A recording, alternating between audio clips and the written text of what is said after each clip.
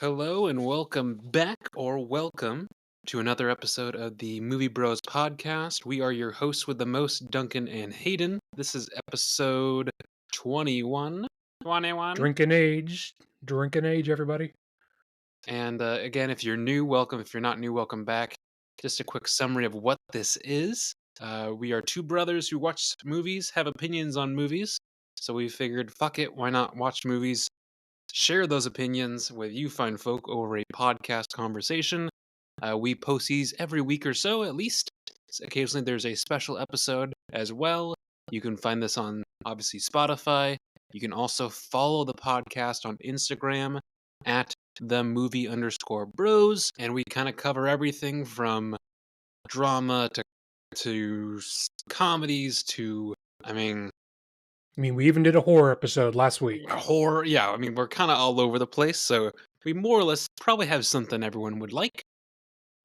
And if you don't that, see the genre that you enjoy represented in our list, feel free to drop us a comment, drop us an email, do whatever you would like to do to get in contact with us. We would love to take suggestions. If you have a movie you want us to watch and give opinions on, please let us know. drop an email. I'm not giving out my email. Well, we don't have pagers. I don't know. It seemed like the more natural progression. Fair. Cut that. That's fine. Cut that. With that in mind, this week we are reviewing a movie again picked by our randomized picker wheel. This was Comet. It came out in just a few years ago. Literally a decade ago. It's fine. It's whatever. Either way, Hayden, why don't you run down some fast film facts for us? This is my segment I talk about every episode where I list information. I essentially read out some IMDb information for you guys if you're interested. As I say, this is Comet, came out in 2014. It's directed by Sam Esmail. Sam Esail. Sam Esmail. That's what we're going with. Also written by him. You would know him from things like Mr. Robot and the unfortunately reviewed movie Leave the World Behind from last year. I heard mixed things about that. I've heard it's just incredibly boring and not great, which, hey, not to jump ahead, that might be a theme. Fuck off. That might be a theme. We'll talk about it. We'll talk about it. That's what we do here. Music is by Daniel Hart. Cinematography is by Eric Koretz. And this really has a cast of two people. Arguably, maybe three, but really is a cast of two people. This stars Justin Long and Emmy Rossum. And you might know them from where, Hayden? Oh, Justin Long is usually a more comedic actor, and he shows up in a ton of things. He was in Dodgeball.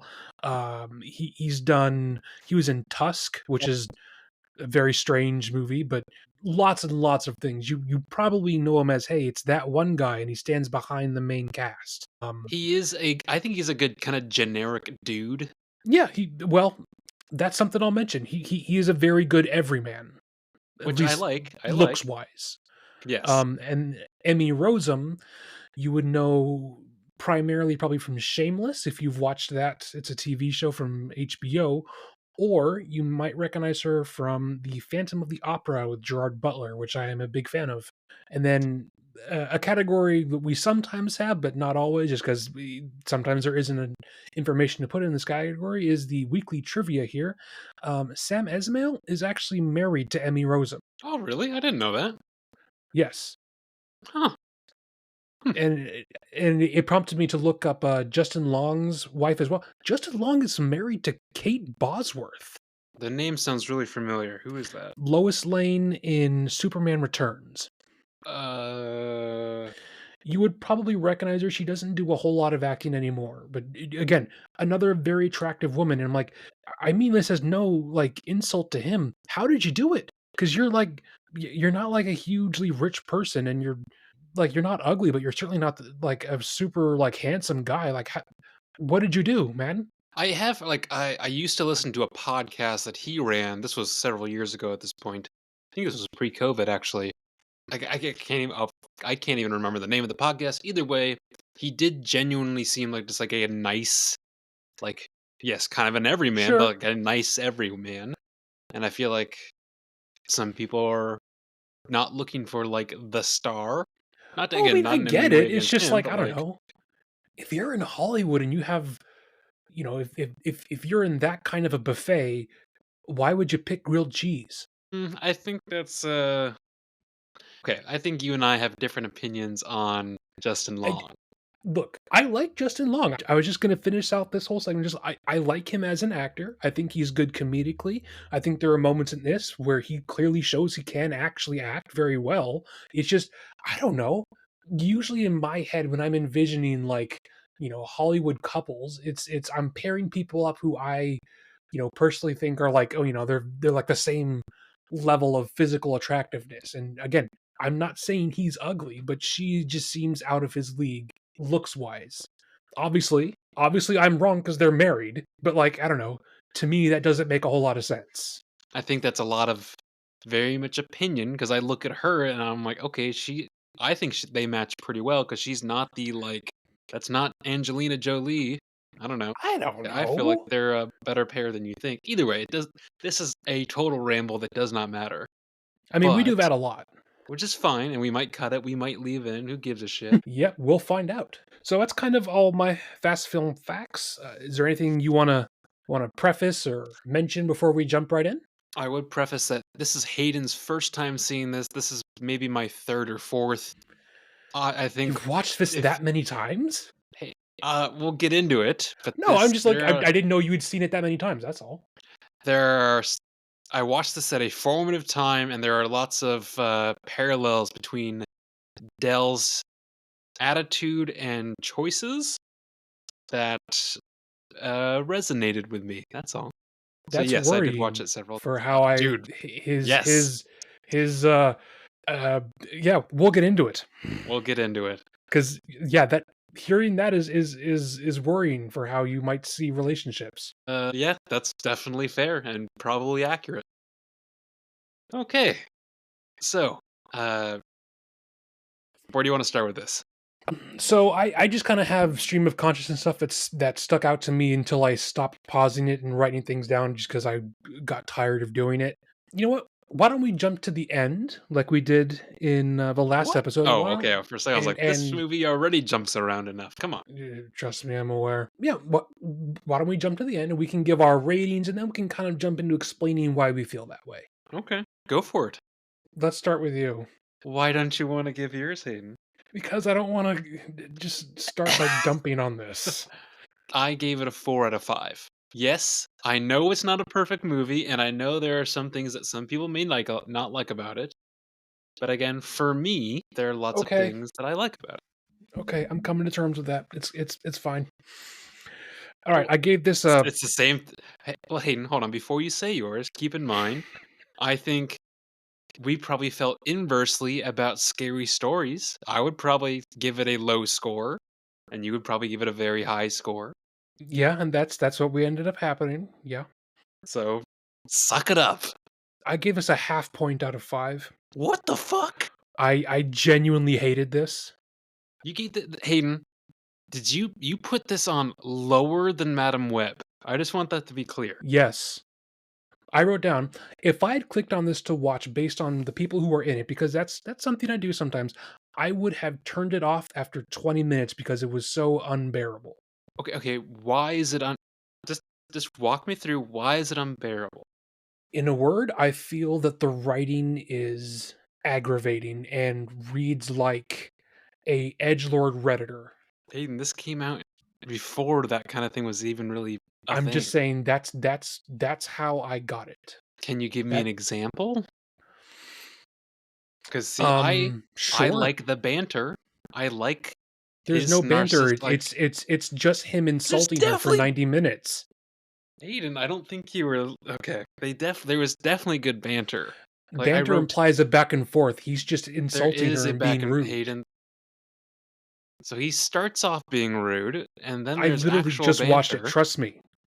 Hayden, So, okay, so let me just read through what I have written down, okay? sure, of course. So, I wrote down that this really feels like the same character from Mr. Robot, the same character in that, also Mm, is a socially inept person who, granted, that's a little bit more focused on technology, but it's the same sort of like, it reminded me of Benedict Cumberbatch's Sherlock or Hugh Laurie's House. But not in like a fun way. It's just irritating and constantly talk about how smart he was and how he hates everything, and he just comes across as pretentious and kind of like a douchebag the whole movie. I did write asshole Sherlock at one point, but that's to a certain degree, that's kind of the point. That's why they don't end up together. So another thing I've written down is that I went into this under the assumption this is going to be a romantic comedy, and maybe that's my fault, but that's how it was sold to me. Romantic. That's how it was sold to me by you, and it is also under that genre online. So I went in thinking it was going to be fun, and it's not a fun movie. Everyone has different ways of enjoying it, I guess. Yeah. So a small pet peeve of mine that isn't to do with the writing. So she wears glasses. Emmy Rossum's character wears glasses. That scene where they're in the park and both later on a train, and they don't refract. Like when they do like the three-quarters view of her face, and you can see a bit of her cheekbone and her like her left and or right eye. It doesn't bend. It doesn't like it doesn't distort. It's very clearly that the panes are just plastic. Like, granted, this is an obvious low budget movie. That was part of it. I was like, well, this is definitely not a high budget movie. Oh, no, no, no, and that's fine. And they put the money towards the cinematography because clearly this movie looks great Yes. sometimes.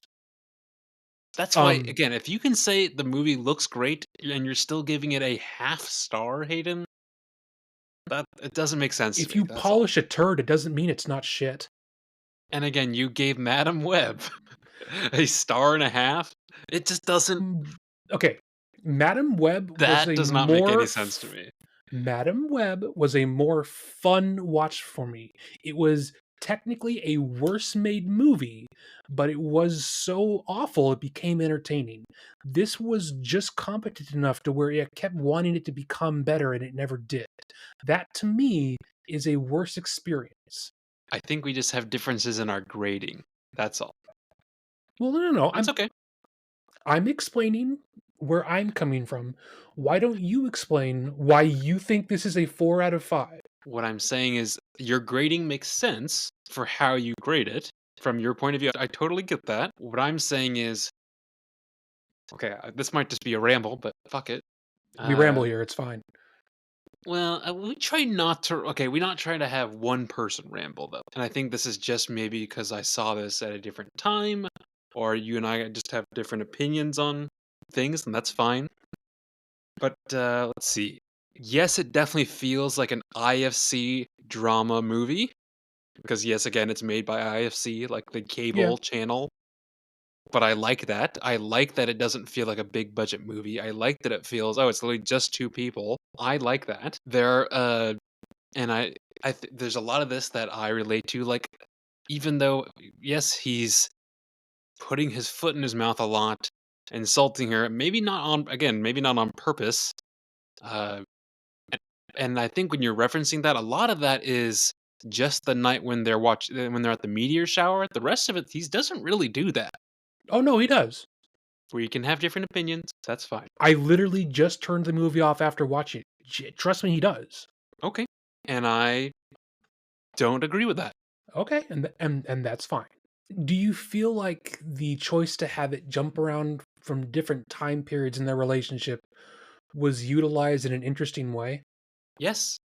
There Can was you explain I felt why? like they were, of course. So it actually felt like it wasn't just random things. I felt like there was actual foreshadowing. And yes, you probably could have told this linear from start to finish, and that would have been fine. But at least I found this interesting. I felt like at least when you're jumping to something that either was referenced before or is building to something in the future that they've either hinted at, shown, or not shown. What else? Let's see. I liked all the. Yes, I know you referenced the cinematography, the framing of the actual two people where no one was ever in the center. Or in when they're in the same frame, they're both together in a bottom corner, and it makes me feel like the impact of them. It makes them feel like they're actually closer together. and then when they're in separate frames, they're still in the bottom corners, and it makes it fit like obviously it's on purpose, but the frame itself has got way more negative space, which makes it feel like they are farther away from each other. Because yes, a lot of their relationship is not where they're next to each other. Maybe that's just me. Maybe that's on purpose. I don't fucking know.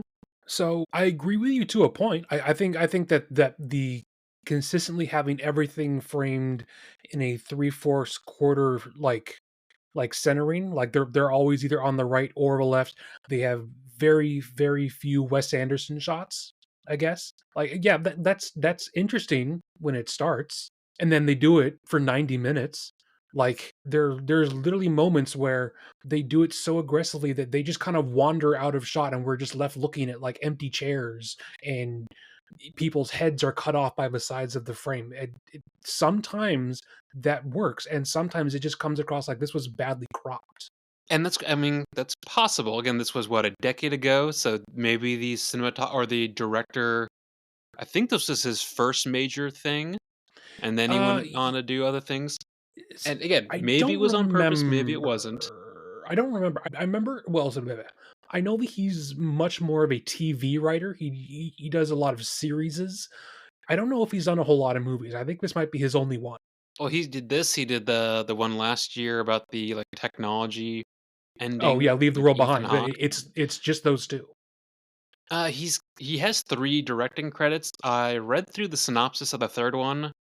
Uh, I can't even remember. I think it's called, the f Isn't it Mr. it's Robot? something about no, no, no. See, it didn't even his, letterbox didn't even reference Mr. Robot at all. Oh, that's because It's, Letterbox is just movies. I was looking on IMDb. yeah, his letterbox reference, it's, like, Way Down in Florida, I think it's what it's called. Huh. See, and Either way. IMDb didn't even have that. Huh. Either way, if this is earlier on, maybe he's still like, if you watch, Bottle Rocket, it's It's an Wes interesting Anderson. movie. Well, it's an interesting movie, but you can clearly tell, like, it's not good Wes Anderson yet. This No, could be a like you like can see the beginnings of things he would do better in yes, pretty much every yes. other production. Well, yeah, So that's what I'm saying, it and could be and that. and maybe that's the way with this movie, and he got all the crap out of his system here. And I am definitely not saying it's all crap. Obviously, my opinion is different than that. Yes. Did you clock the cell phone that he used when they were standing in line for the meteor shower? No, it was just a flip phone. What does I didn't think to look at it. It was just a flip phone. No, it very much just, I was like, "Okay, there are lots of very specific ways that movies or whatever shows or whatever you're watching can tell you subtly what the time frame is. If it's the Oh, outfits, if sure. it's so those a little nod, I'm like, "Okay, I very clearly know it's not present day. It is, you know, probably 2010, something like that." Just something I picked up on.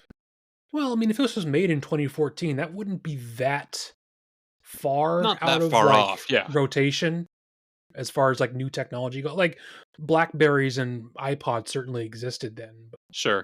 Uh, See, I liked the little bits where, like, he's standing in line with the shorter, more rotund gal, and he's listening to Yes. the douchebag behind him talking about soccer and bullshit. Like, Oh, I hated come that. on. No, but that's like that's he's thinking all the shit everyone else is like, "Fuck this douchebag who, like the clearly pretty boy who has no personality." Right, but that means he's poorly written. He has no personality. He exists just so that the main character, who I feel is a director's self-insert, gets to be rude to a bigger, stronger, nicer looking guy. It constantly comes off as I was pushed in lockers all my life and now this is my revenge. That whole bit just cringy to me. Okay. You don't have to like it. So an example I would say that I think does that bit better, there is a romantic comedy called Potato Peel Pie Society, which is on Netflix. It's a period romance, and that's a genre I prefer more. But it does do the whole thing of, oh, the female character goes to goes to an island and falls in love with a guy there while she's technically still engaged to someone, but it doesn't do that in a way where the man she's already engaged with is made to look like an unrepentant, like, pig-headed jackass in as a way to contrast the other guy. She just simply falls in love with someone else. It feels more realistic and less, created simply for this movie where, he made such an overt stereotype that it became stupid in my eyes. I guess in my eyes, I think, well, they are in LA, and I definitely think those people exist. That was my thought. I'm sure they exist. It's just And wouldn't you want to be able to tell that kind of person the truth? no, I would have just minded my business. Okay. I'm not a conflict person. If someone's a pretentious douchebag behind me, I'm not going to turn around and try and, make myself, seem like I'm so much more cultured and interesting than he is just because I find him annoying. But Hayden, he was trying to show off to the girl. Yeah, I know. Like He's I not get trying to. why. I just Okay. I personally can't see myself doing that. Like he does a whole like 6-minute long bit about he how he thinks the the other guy is vapid and stupid, and it's just like, yeah, we get it, Sam Esmail. You are such a smart, strong writer. We we get it. Can we move on? What'd you think of the music, Hayden? It was interesting. I think it almost wasn't noticeable until like the third act because there's so much dialogue. But when it does show up, it's nice to listen to at the very least. Definitely sounded like indie movie music, I guess, but I don't know how else I would describe it. It's more like ethereal, like ambient shit. Yeah, yeah. I was listening to it the other day, and I can't remember who it was, but the guy who did it also did some Daniel Hart. was yeah, that was Daniel Hart. Like he had he did The Green Knight, he did Comet, he did Peter Pan, he's done Interview with a Vampire. That tracks. That Uh, tracks hard. The well, Green Knight makes a lot of sense. No, no, just like it is yes. Yeah, so it it's the does. very, very much the same thing. Yes. Which I also liked that movie, but that's Yeah, another story. I like that movie too. It's in a contrast of it's a very low dialogue movie, but it's certainly more visually interesting, I think. Sure.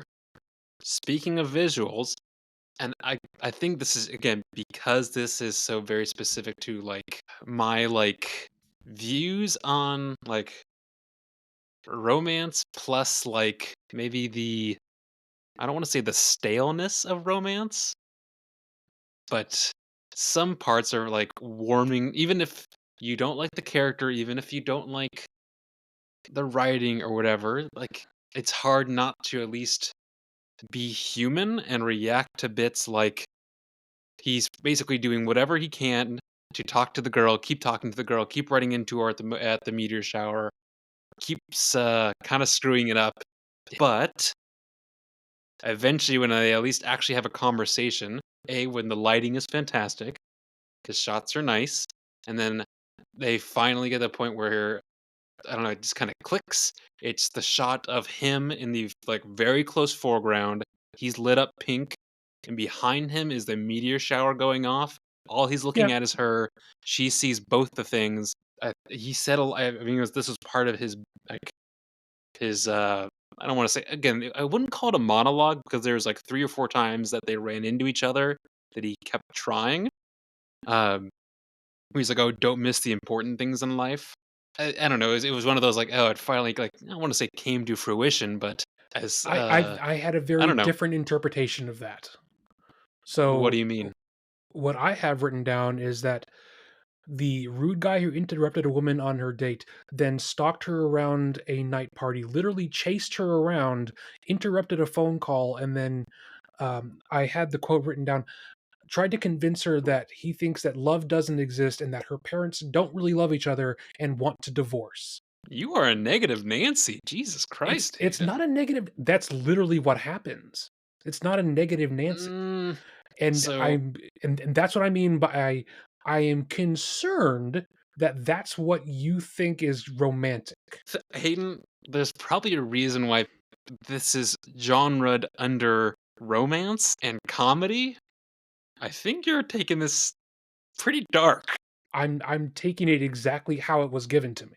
However, okay, so obviously we are what's the right we are interpreting it differently, and that's fine. Yes. Another line I've written down is, "I usually hate everyone because I'm smarter than them, but you're special. You're not like other girls." He literally drops that line. That's not romantic.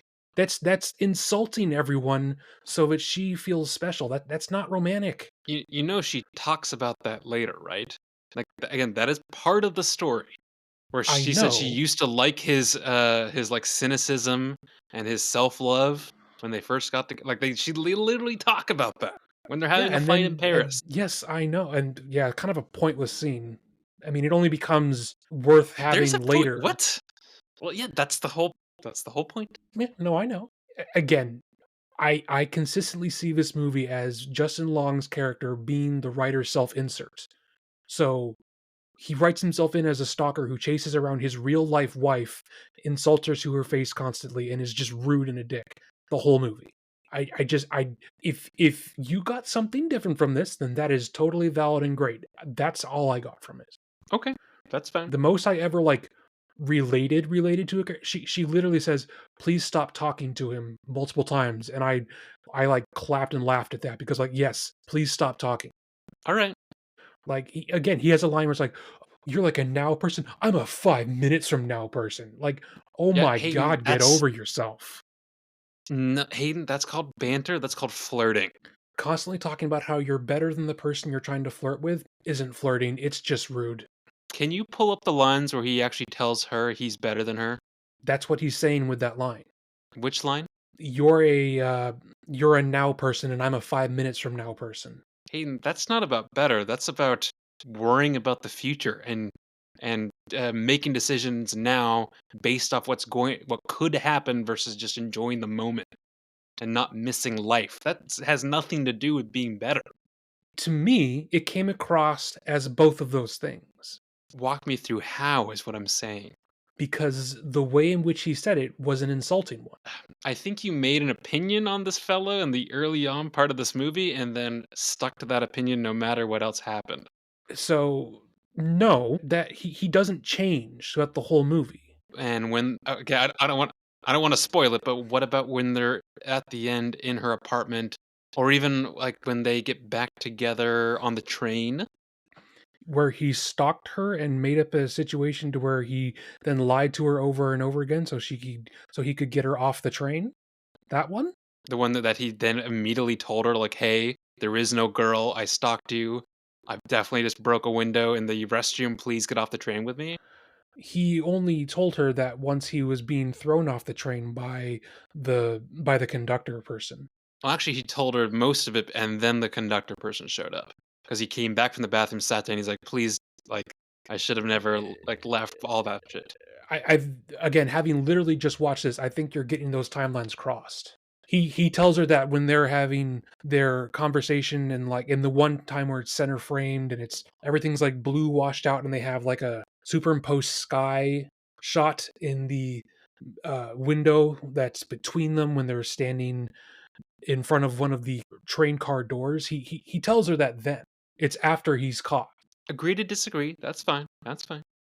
I like the idea that they jump back and forward between the timelines. I think that's an interesting idea. I was kind of waiting for like so he does realize that it's happening towards the end sort of. He interprets it as like, "Oh, I'm having a dream and I'm remembering all of these past things that have happened."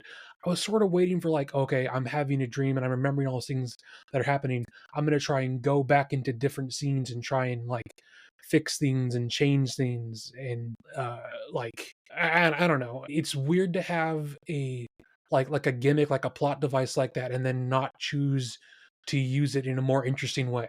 Well, I think you were. I'm just. Let me. I'm trying to interpret what you're saying. Is you were hoping that would be used as a resolution to the quote unquote problem of them, right?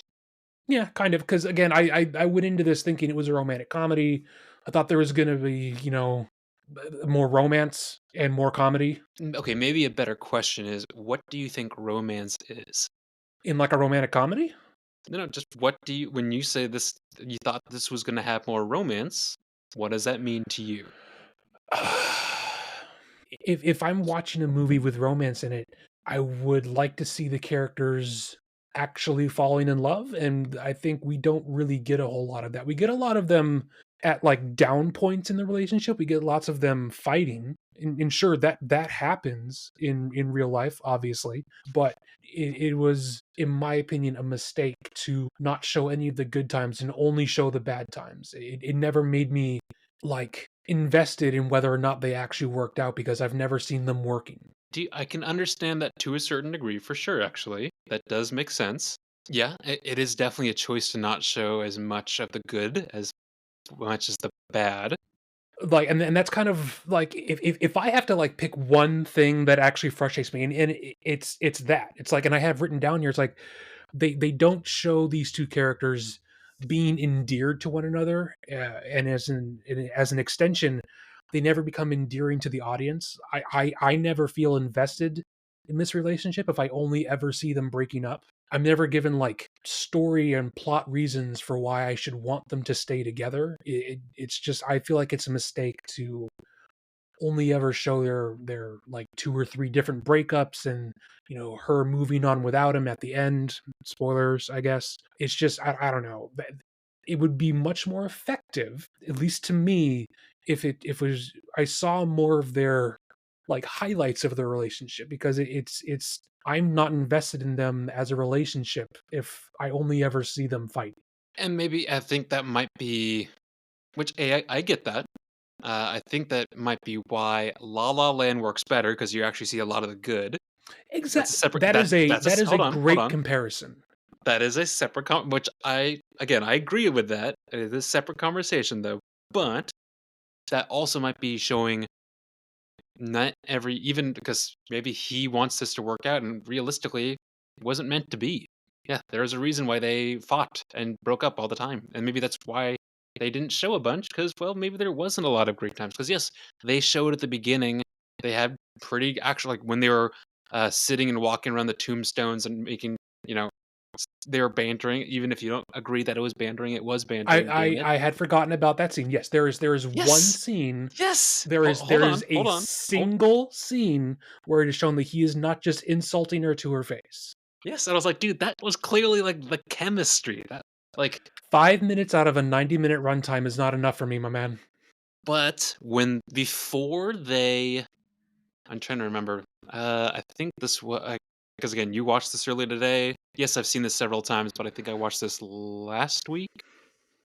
Either way, I think it's when he is on the phone with her before it gets serious, before he finds out that she was texting some dude. Oh, Uh, when he's in New York and she's in LA, or see, yes. that was confusing. I couldn't tell if they were in different places Yes. or if they were Yes. in the same place and he just was at a bar. I don't know. No, I no, no, no, that that that I was confused by. I'm pretty sure he said he was in New York, and she was definitely based on, like, the climate where she was at, I'm fairly certain she was in LA. Yeah, no, that makes sense Also because then it just pours rain on him. yes. Which dude, that scene, especially, like, when he's sitting in the booth and when he's like, "You hurt me," that shot, oh, Yeah, again, so good. that's a nice shot, No, I'm but that saying the is shot literally the plus the shot that I line. meant. That's literally the shot that I'm mentioning where he just constantly ducks his head out of frame and they never fix it. There are parts of it that look very nice, but the constant three-quarter framing of everything is just, it didn't work as well as I would have hoped. But yes, his line delivery, actually, I would say a A lot of highlight their on lines. the, a highlight of the acting for me is actually that whole thing. I think that is it's a very convincingly written argument. Like, that seems like a Yes. very It naturalistic felt way real. for someone Yes. to yell at each other. I may have misgivings about whether the movie gets me to care about them up until that argument, but at least that scene itself, yes, that is a well-written relationship argument. Well, what I was thinking, I can't remember. It starts with an S. It's a writer that writes like quick, good writing Oh, banter. Is it's that it's S Aaron something? Sorkin. Sorkin. I Aaron was gonna say Sorkin. Soderbergh, but I was like, that's not right. Well, Uh, no, he does quick dialogue too, but he does like Ocean's 11 style stuff. it felt like if someone like that was told, "Hey, write a kind of sad romantic movie." That's how a lot of the, like, the none of the contrary to maybe what you would think, and obviously this is just my own opinion and perception, as Sure. I felt like none of the wording, it was never super dumbed down, but it was also never, like, crazy. It felt like real people talking. That's why, yes, like, the conversation with them breaking up, it felt like real people breaking up. Yes and no. I feel like that scene I think really works, but I think a lot of the times where he's just, he's doing his whole house shtick where he's, conveniently smarter than everyone else and he just wants Well, to he is ramble a about smart it. guy, Hayden. it Again, but the whole thing about how, "Oh, I'm smarter than everyone in the room and I wanna be a dick about that doesn't sound like how real people talk. It sounds like how the writer wishes he talked to people in real life. You keep okay, alright. Uh, Another scene that which I liked the writing with, but again, I would have liked more if I had more context for the relationship, is the whole, like, he's kneeling in front of her, she's sitting on the bed in that, like, red dress. I think they're still in Paris, they are in um, Paris, yes. before they go to Mhm, the someone's wedding of her friend wedding who that she we doesn't don't even know her like. name. I don't know if we ever mention her name. I don't know. They Um, it's her friend Sarah or some generic name, but yes. yes, we were just talking up the writing, generic friend Sarah, and the whole thing about, oh, I've come to like all these things that you perceive as personal flaws. Like, it's something that was done in Harry Met Sally as well. I think it works a little bit Yes. better here. I liked that scene. I liked his delivery. I think that's good acting on both their parts. But I'm like, I don't care. I want to care about this, but if I only ever see you fighting, I don't care if you stay together. Yeah, okay. It's like what I have written down here is like, this feels like 500 Days of Summer, but you took out all of the parts where it's Joseph Gordon-Levitt and Zoe Deschanel actually being a nice couple together, and you just have them fighting. It's like I'm watching half of a movie. So let's say, hypothetically, they were given more budget or whatever it is, they were given more time, whatever the constraint was. This was 90 minutes, let's say it was a full 120, and that A 30 full 2 minutes was hours? all no, I'm saying, like, that extra 30 is all sprinkled in good bits. I think that's a great movie, and I still I think I this is a great movie, but, I whatever. agree with you that that would be a better movie. I think the style in which it's written is just grating to me personally, and that's just me. I would enjoy this a lot more if we got, that extra 30 minutes of sprinkled in, like, highlights of the relationship. I would absolutely have not hated this. Did you get again, there's a couple points. Obviously, the I feel like the, like, budgety and also the lighting and the meteor shower vibes at the beginning, but also when they're on the train, they're standing there, and then it goes, "Oh, hey, let's sprinkle in some galaxy shit in the background," which Oh, yeah, I yeah. liked, it was fun. Yeah, that's the shot that I was mentioning where they're standing, facing each other right and left, and it's center frame, kind of like a Wes Anderson, Yes. and they have that door in the background, and they have like a galaxy fading away from them in the door. Yeah, that's very it's very indie movie, but it it, Yeah, I was like, it it did look felt very cool. IFC. It felt very, Oh very yes, IFC. I kind of miss IFC movies like this. Oh, Like, I do too. I think A24 is kind of taken over that market, if you will. Yes, it has, but it's too big. Yeah, like, I don't want to sound like a It doesn't hipster, but it doesn't it doesn't feel it indie anymore. it I think if your movies start winning Oscars, you're no longer an indie production company. Well, I just that's not necessarily true, but I do get it. Who I mean, I feel like this I think obviously is a pretty easy answer for you because you've more or less stated it throughout, but if you had to choose between them, who would you be with? But obviously it's her, even though she cheated. Who would I choose to be in a relationship with? The man or the Yeah, woman? well, I'm saying if if it was just their personality and their actions, not like the actual, like, Um, physicality. I mean, definitely her. I just I think I've said this ad nauseum now, and I'm not going to beat the dead horse. I found his personality to be the lowest part of the movie for me, so I don't think I would pick him. But Hayden, she hates Pixar. Are we talking modern Pixar? Because I could get behind that. I just well, it wouldn't be modern because this was from 2014. Just Um, saying. Because I just remember them talking about that. I was like, oof, I don't know. so I might cut this bit out. Who knows? It's sort of a personal answer. So my last ex, who we're not going to mention by name just for privacy reasons, me and her like agreed on everything. We had a constant running joke to where we were like brother and sister in a different universe. Like Mm. we had all the same opinions on entertainment. We had all the same opinions on politics. We liked all the same movies, all the same video games, the whole nine yards. I don't, and I think I used that as an excuse to look over some of the less than great things in that relationship. I don't know that I would choose to prioritize constantly agreeing with my romantic partner as much anymore. Well, no, I'm not saying that, but just I was more slightly joking about oh, if Oh, she doesn't well, like Pixar, I'm out. Yeah, I really read too much into that. that's hey, no, that's fine. Again, I think romantic movies, either comedy or not, people have so much more different ways to go with it. Obviously, like you're gonna go that Sure. way with that. Just like I have definitely like there's a point where I wrote I have definitely been Dell before. Or Definitely let's not, see. thank God. Where did I write it? Hold on. Oh, painfully relevant on so many parts, or What is? just the movie. Uh, it was. I think it was an interesting. This sorry subject change, but the choice to have her like I get that that's just what was going on in her day when they were on that call where he's in the rain and they break up. But when she puts on her goggles, like she's like, "Oh, I've got my goggles on," like as a like a unfortunate excuse to get off the call because she clearly like doesn't want to be on the call. Yes. I don't know. I just like the She goggles. Oof. Yeah, she's looking for a situational reason where she can hang up the phone and not feel bad about it. And I don't think that's realistic. So that's why he's I, again. Yes, most of the movie was the sadder or the like not happy parts of the relationship, but those parts again felt very real to me. Maybe that's because they are Duncan adjacent to a certain degree.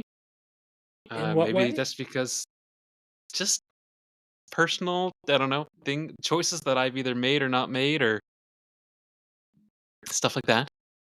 I mean this as a genuine sentiment, Duncan. I would hope you don't treat women the same way that Dell treats women in this movie. Well, I don't think Like I hope you don't talk to people the way he talks to people. well, no, of course not. Well, Jesus. then how is it Duncan adjacent? Well, again, it's not the same exact fucking path. It's adjacent, so it's there's some similarities. I'm just saying, like, either way. I digress. Okay. Um, do you like the ending or not like the ending where it kind of gives Inception Um, vibes? I don't know. Like, so the question I had twice because the two sons thing happens at two different points in the movie. I don't know why it's happening. Am I supposed to take that, as the Inception route, as you just mentioned? Like, am I supposed to assume that what I'm watching isn't actually occurring and he is dreaming, or am I supposed to assume that they're in a different reality where we have two different sons? That made the ending of the movie in a way that it was already unsatisfying to me because I wanted more relationship stuff. I don't think that it helped me come to a conclusion on whether or not I liked the closure that they tried to give the arc there because I thought it was confusing. Well, again, just trying to decipher what you're saying to what my brain will understand. It's again, it's sounding like you want a solution, right? I Like, want a yes or a no, or is this like did it work out? Did it not work out?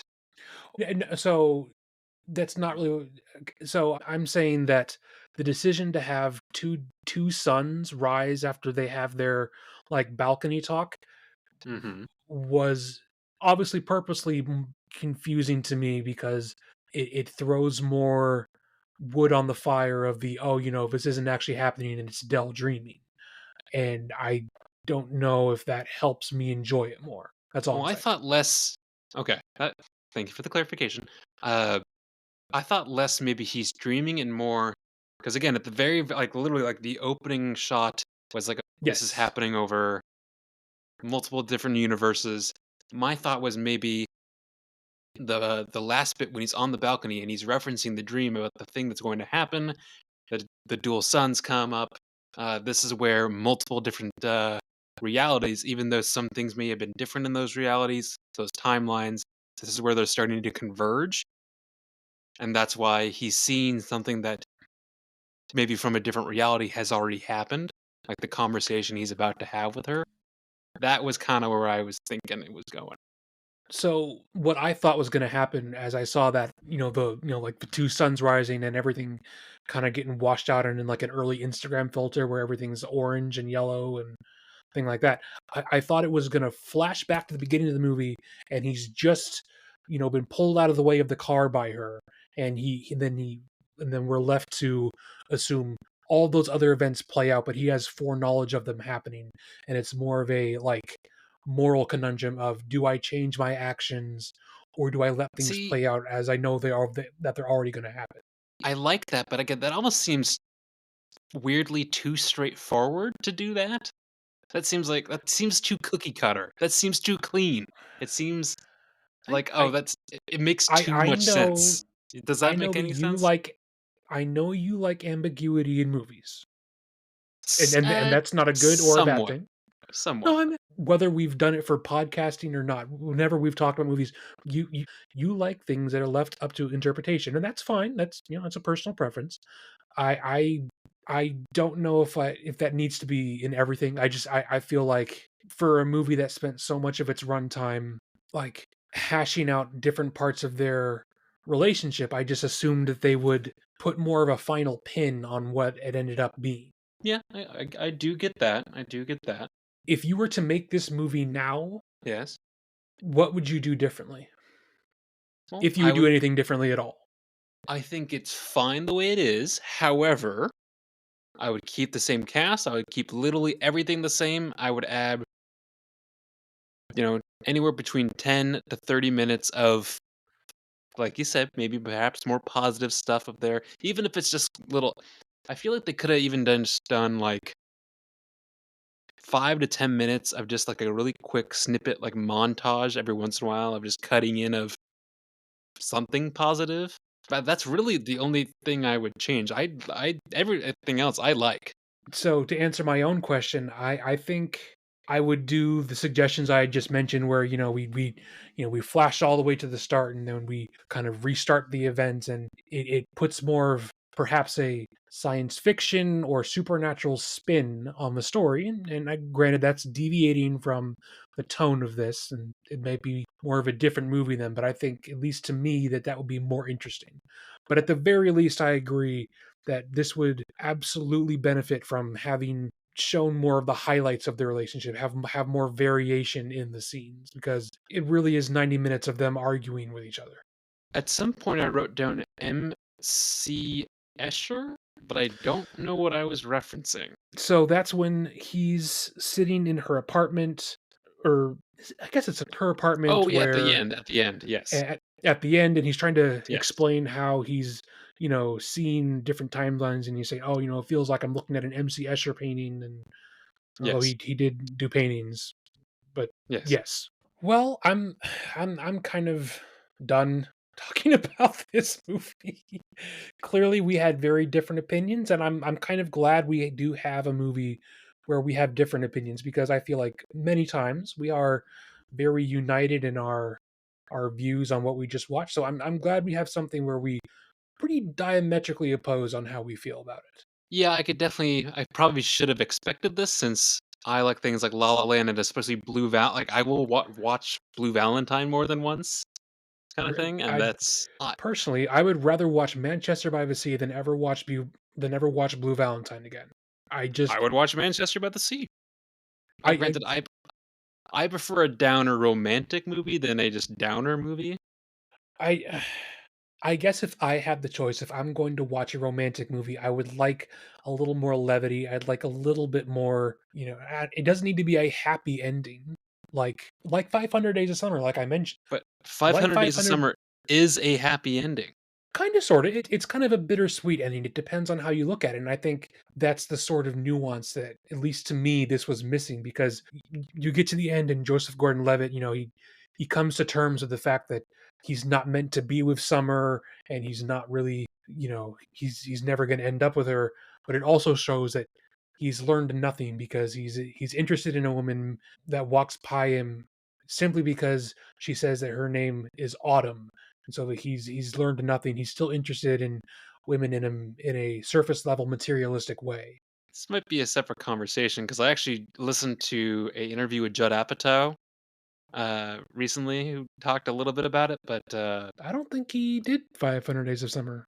I don't know if he did either. But he had opinions about it. Either way, uh, I don't know if that's 100% what I would have gotten from the end of that, but that's okay. I don't know. I guess, not that I avoid downer movies, but if I want to take time out of my day to watch a 90 minutes of anything, I would rather it be more escapism and less just depressing.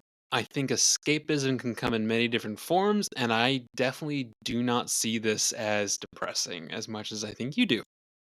Perhaps so. Well, I think we've talked Comet to death, unless you have any more last thoughts. I think I've said everything I could talk a lot more about this, but I think Well, that might please do. I no, I think I might save that for my solo podcast, Dunk's Movie Corner Pod. Nice plug. I try to. Well, why don't we spin our randomizer wheel and figure out what we're watching next week? All right, it came up with Evil Dead Rise. I haven't watched it yet, but that's a very violent demon based horror movie. It's also on Max. Okay. If that's what we rolled, that's what we rolled. I really want to watch this, but I don't No, you I don't want to want to say watch it? Let's subject you watch to it. that, but this is definitely going to be more of the bloody, gory vein of horror movies. Well, It's up to if you, there's a man. lot of shit to talk, I'm going to talk some shit about it. That's fine. And with that, folks, that is episode 21 of the Movie Bros podcast. We have been Duncan and Hayden. That was Comet. If you like Comet, tell us. If you don't like Comet, tell us. If you haven't seen it, watch it and form your own opinions and then tell us. With that, next week we're going to be watching Evil Dead Rise. We'll post this as soon as possible. Again, this might be a day or so late. Apologies, but hey, life happens. You did get an extra episode this week, so suck it up. Otherwise, you can find us on Instagram, Spotify, all the usual spots. And with that, I'd say hang in there till next week, and thanks for listening.